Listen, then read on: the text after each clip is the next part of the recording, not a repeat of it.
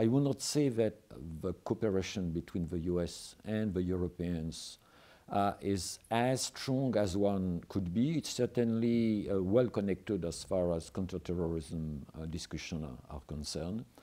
As far as the relationship between the Pakistani government and the US on the one hand, the Europeans on the other hand, perhaps here there is some disconnect. But when we think about what has been the discourse of both Prime Minister Cameron and French President Sarkozy when they were in India last year separately, both of them clearly made a point that Pakistan has to behave differently as far as terrorism is concerned. So there was, in a way, a strong message which has gone difficultly in Pakistan, particularly as far as the British PM was concerned.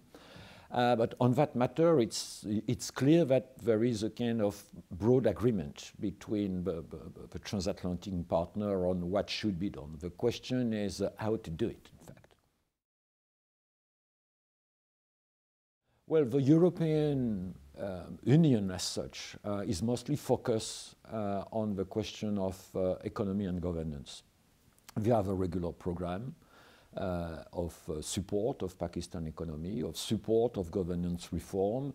There is a regular dialogue, annual dialogue between the Brussels authorities and the Pakistani authorities.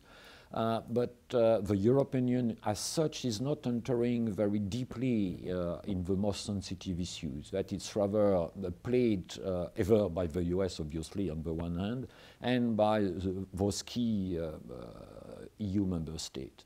Basically, so the EU, if we look at Pakistan, it's always the same issue. How strong is the EU foreign and security policy? It has yet to be fully and clearly established. That's true for Pakistan as it's true for other sensitive zones as well. Well, on that issue of India-Pakistan dialogue, of course it's good news that the dialogue, which has been killed in a way by the terrorist attacks against Mumbai in November 2008, it's good news that the dialogue is restarting in this year 2011. But it restarts on quite a different basis.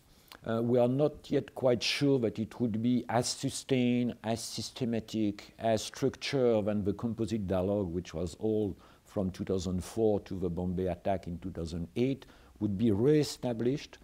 But at least there is an attempt to go beyond the most difficult issue, which is how to manage terrorism.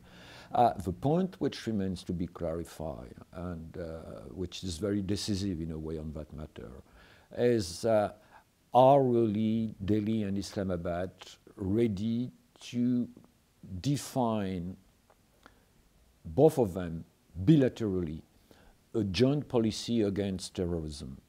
Obviously, this question cannot be answered only in Islamabad by the civilian government. The Pakistani military has to answer it as well, and for the time being, it's not quite clear if this question would be answered positively by the general headquarters of the army and General Kayani in particular.